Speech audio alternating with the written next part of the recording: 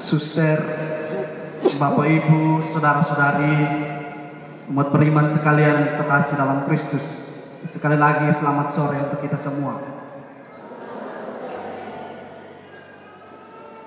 Ada satu pepatah Inggris yang bunyinya demikian, all is gold, yang jika ditafsirkan secara longgar, maka pepatah ini berarti sesuatu yang bertahan dalam waktu itu berharga seperti emas.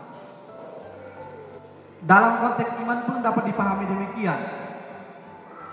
Iman yang bertahan dalam waktu adalah iman yang berkualitas. Mengapa? Karena di dalamnya iman merangkul kesetiaan dan komitmen.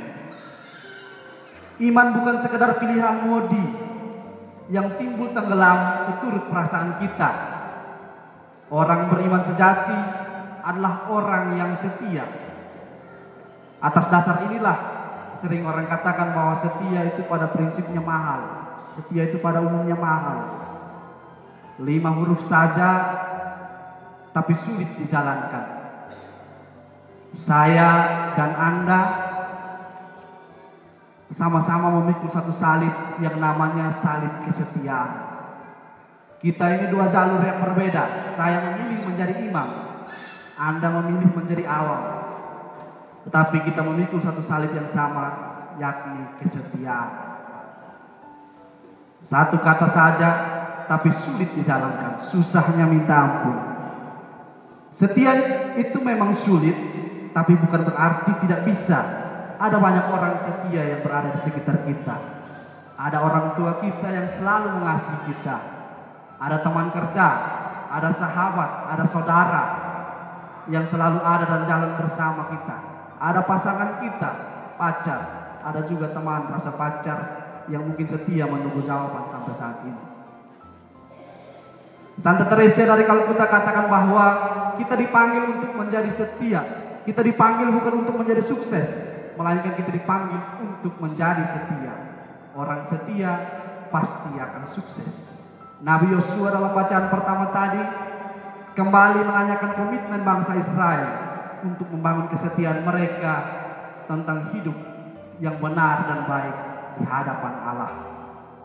Perikop Injil hari ini yang kita dengarkan tadi menggambarkan tentang respon para murid terhadap wejangan panjang Yesus yang kontroversial tentang roti hidup. Pengakuan verbal para murid tentang Yesus belum menjadi bukti iman yang otentik. Buktinya bahwa ada 2 kubu di dalam diri para rasul. Kubu yang pertama itu adalah para murid yang mengundurkan diri, meninggalkan Tuhan. Kubu yang kedua adalah para murid yang setia dan bertahan. Para murid yang setia dan bertahan ini kemudian disebut dengan sisa-sisa Israel. Para murid yang bertahan ini diwakili oleh Simon Petrus. Saudara dan saudari, ternyata kegelapan iman tidak hanya menyerang orang-orang Yahudi saja, tetapi kegelapan iman pun menyerang para murid-murid Kristus. Sampai di sini kita bisa menyimpulkan bahwa menjadi murid Kristus bukan berarti kita bebas dari air mata, kita bebas dari badai, kita bebas dari persoalan hidup. Tantangan persoalan hidup itu pasti akan ada. Badai kehidupan itu akan ada.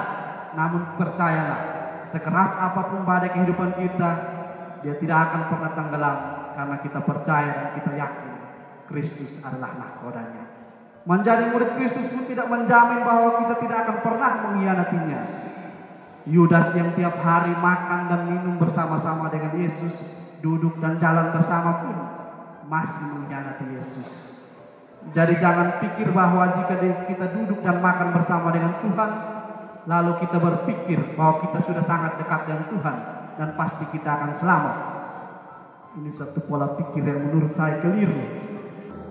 Pola pikir seperti ini yang harus dirubah.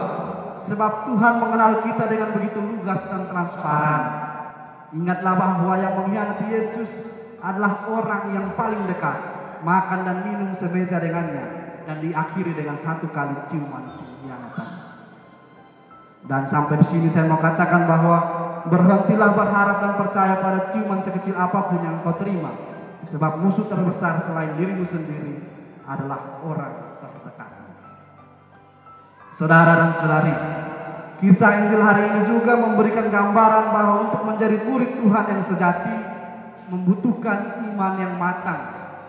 Iman sebagai keputusan untuk berkomitmen dengan Tuhan membutuhkan satu energi yang lebih untuk tetap kuat dan bertahan.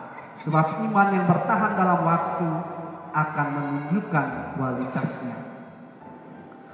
Mari kita selami beberapa poin refleksi berikut. Yang pertama, kita lihat kubu para murid yang mengundurkan diri. Penginjil Yohanes menunjukkan bahwa predikat murid saja belum cukup. Menjadi murid Tuhan saja belum cukup untuk menunjukkan kualitas iman yang bertahan. Jadi orang Katolik saja belum cukup. Kalau datang misa hari Minggu seperti ini, datang hanya untuk dilihat orang lain. Kalau belum dilihat orang lain, minimal setelah misa, foto di depan altar Tuhan. Kemudian story, lebih baik 1 hari di rumah Tuhan ketimbang 1000 hari di rumah yang lain. Ini yang jenis ini tidak benar. Injil menunjukkan militansi dan prinsip kelompok sisa-sisa Israel yang bertahan, para rasul yang bertahan, meski banyak orang yang mengundurkan diri dan meninggalkan Yesus. Para murid tetap setia menemani Yesus. Yang kedua, kita lihat kubu 12 murid atau sisa-sisa Israel yang bertahan. Kemuridan selalu dalam proses pemurnian. Seperti emas yang selalu diuji dalam tandur api. Iman membutuhkan kesetiaan berpegang pada Tuhan, meski ancaman dan tantangan selalu datang untuk menghadang. Jawaban Simon Petrus adalah inti iman Kristen, menguatkan kita dengan kredonya, "Engkau adalah yang kudus dari Allah." Pernyataan Petrus ini menunjukkan iman yang mendalam akan pribadi Tuhan Yesus Kristus. Saudara dan saudari beriman sekalian yang terkasih, saya percaya kita semua yang datang ke tempat ini sudah dibaptis, dan ketika kita sudah dibaptis, kita telah diangkat menjadi murid Kristus. Apakah selama ini kita sanggup bertahan di dalam iman kita? Atau jangan sampai iman kita hanyalah iman kerumunan yang suka ikut-ikutan. Iman kerumunan ini biasanya tidak kuat. Yang jenis ini selalu pakai prinsip enak di mana lingkar di situ. Tidak ada dasar. Kita harus seperti Petrus dan murid-murid yang lain, yang meski dihianati, yang meski ditolak, tetapi tetap setia bersama Yesus. No multa sed multum. Bukan kuantitas tetapi kualitas. Iman kita bukan iman kerumunan yang ribut tapi rapuh. Iman kita adalah iman yang bertahan dalam godaan dan kuat di dalam ancaman. Tidak ada istilah mayor minor dalam mempertahankan iman. Meski kita adalah minor, namun iman kita akan tetap merdu berkumandang. Amin.